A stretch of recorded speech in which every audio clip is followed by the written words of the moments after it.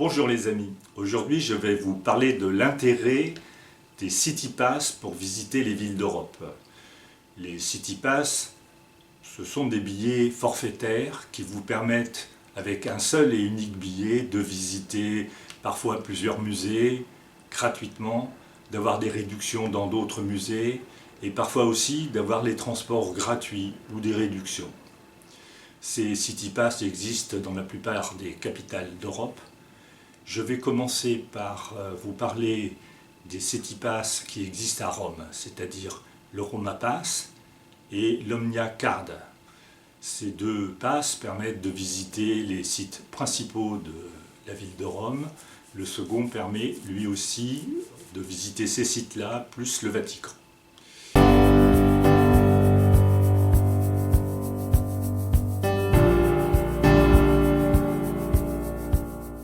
C'est un petit fascicule comme ça, dans lequel vous avez le billet, le ticket général qui vous permet de rentrer dans les musées qui sont prévus par votre Roma Pass. Vous avez au milieu ici une carte que j'ai dépliée ici. C'est une carte assez succincte de Rome qui finalement n'est pas très lisible. Et puis vous avez un guide qui vous présente tous les musées que vous pouvez visiter avec une brève description. Le problème de ce petit guide, c'est que vous pouvez le trouver uniquement en italien ou en anglais. Voilà, donc en fait, il n'est pas très utile, il est assez difficile à déchiffrer et il regorge je dirais, de trop d'informations pour être utilisable. Voilà. Donc, ce Roma Pass, moi, j'ai été le chercher à l'aéroport. Il y a une boutique spéciale. On peut se le procurer directement. Ça évite d'avoir à le chercher après une fois qu'on est installé dans le centre de Rome. Le problème, c'est que avec ce ticket-là, vous avez le droit, avec ce ticket, vous avez le droit à la gratuité sur les transports en commun, c'est-à-dire le métro, les bus, mais malheureusement, on n'est pas compris la ligne la plus intéressante pour un voyageur qui débarque à l'aéroport de Rome, c'est la ligne qui va de l'aéroport jusqu'à la gare centrale de Rome. Et donc, c'est pas compris dedans, ce qui diminue énormément son intérêt. Voilà.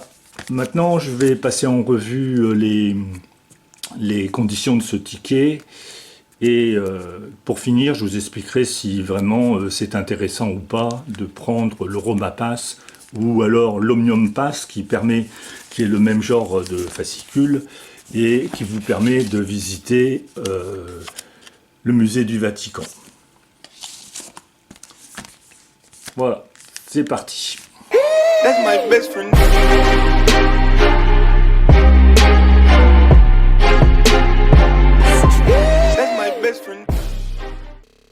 Bon, maintenant je vais vous détailler ce que vous pouvez faire avec le Roma Pass ou avec l'Omnia Card. Alors pour commencer, le Roma Pass, il existe en deux versions. Il y a une version qui est valable pendant 72 heures et une pendant 48 heures. Alors, le Roma Pass de 72 heures inclut quant à lui 2 entrées gratuites au musée ou au site touristique avec des billets coupe-fil. Donc vous avez 2 billets coupe-fil aussi. Son prix est de 38 € et je vous parle de tarif 2018. Le Roma Pass 48 heures, lui, il inclut une entrée gratuite à un seul musée ou un seul site touristique avec un seul billet coupe-fil. Et il ne coûte que 28 €. Avec l'un et l'autre, vous aurez le droit à des réductions à l'entrée de plus de 40 musées de la ville et des fois des réductions jusqu'à 50%. Le point négatif du Roma Pass, c'est qu'il n'inclut pas les visites au Vatican. Donc vous allez faire avec lui le Colisée, le Forum romain, les musées qui sont situés sur la ville de Rome. Vous pourrez faire la galerie Borghese, des choses comme ça. Ensuite, vous avez l'Omnia Card qui, elle, va vous permettre de visiter le Vatican. Elle contient donc une entrée gratuite au musée du Vatican ainsi qu'à la chapelle Sixtine. On vous donnera d'ailleurs un Yodo guide en français gratuitement pour visiter la basilique Saint-Pierre.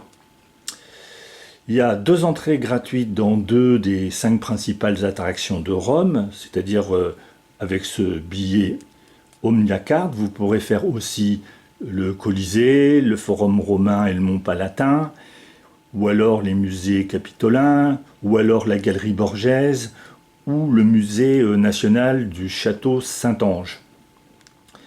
Vous aurez un billet coupe-fil pour visiter la chapelle Sixtine et la basilique Saint-Pierre.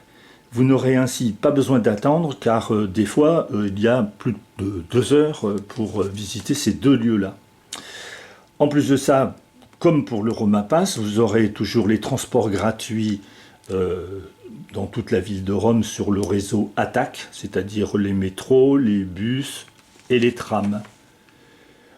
Bon, la chose supplémentaire par rapport au Roma Pass, c'est que vous pouvez aller dans les bus qu'on appelle hop-on, hop-off. Vous savez, ce sont des bus qui circulent en boucle dans Rome que vous pouvez prendre quand vous voulez, vous pouvez descendre comme vous voulez. Ça permet de faire un tour de la ville sans trop se fatiguer. Et donc, en plus de ça, bien sûr, vous aurez une réduction à l'entrée de plus d'une trentaine d'autres sites et de musées de Rome.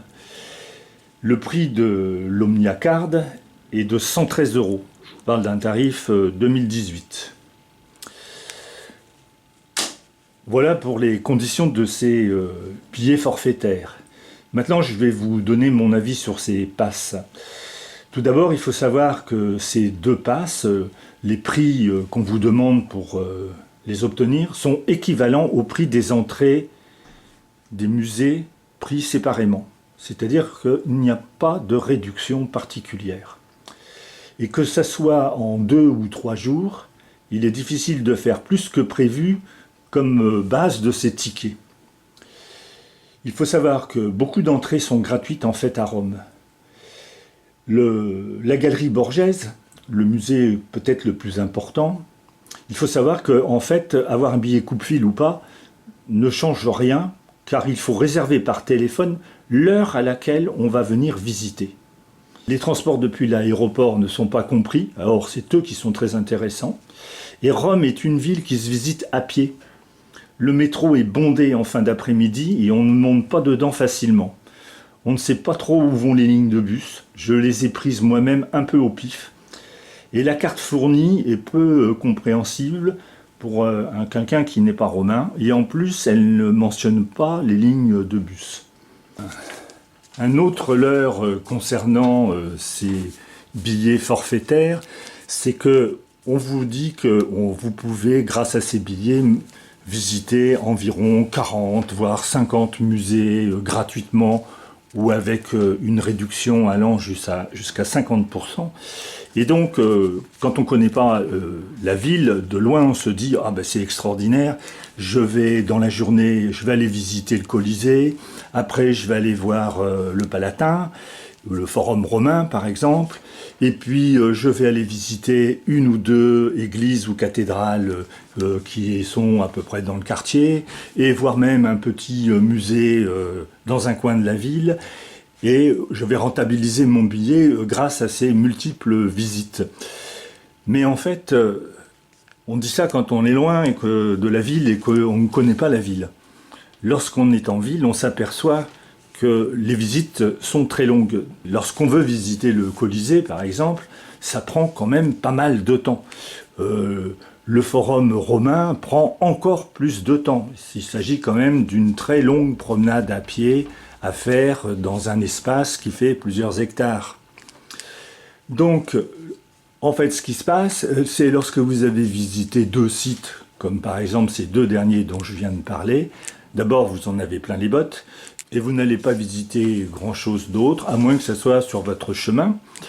Et il faut savoir que, justement, sur votre chemin, en vous promenant dans Rome, vous allez rencontrer des tas de sites à visiter qui en fait sont gratuits. Vous n'avez pas besoin de votre passe pour entrer dedans. Vous n'allez rien payer. Il y en a une quantité énorme. Donc le leurre principal de ce billet qui vous offre des gratuités sur de nombreux sites, c'est justement la profusion des sites qu'il est impossible de visiter. Dans la même journée, vous ne pourrez pas faire plus que ce que je viens de vous dire, c'est-à-dire le Colisée, le Forum romain, une ou deux églises. Après, il faut bien quand même aller au restaurant, il faut bien se reposer un peu. Il faut savoir aussi que marcher, piétiner dans une ville, c'est très crevant. Et vous allez le soir vous coucher à votre hôtel. Le lendemain matin, vous remettez ça, vous allez faire le Vatican, la basilique, la place Saint-Pierre. Et puis vous allez essayer de visiter peut-être une autre chose sur la route, voir le château Saint-Ange, peut-être. Mais en fait, vous ne ferez guère plus, à moins de disposer d'une semaine complète. Bon, un autre point négatif, c'est que les réductions étudiants et les autres réductions qui existent habituellement ne s'appliquent pas quand on prend ce genre de billets forfaitaires. Le seul intérêt de ces passes, c'est qu'ils permettent de passer plus vite à certaines caisses de deux sites, le Colisée et le Vatican. Et c'est pas sûr pour le Colisée, cela dépend de la période. J'y suis allé en octobre et mon billet coupe-fil m'a fait gagner environ 5 minutes à tout casser. Par contre, pour le Vatican, vu la queue permanente, il est très utile pour quelqu'un de pressé. Bon, pour la basilique Saint-Pierre, c'est pareil, ça se visite assez facilement, il n'y a pas besoin de billet coupe-fil. Comme je l'ai déjà expliqué dans une vidéo précédente, la queue est très longue, mais en fait, on rentre très rapidement. Voilà pour ce pass.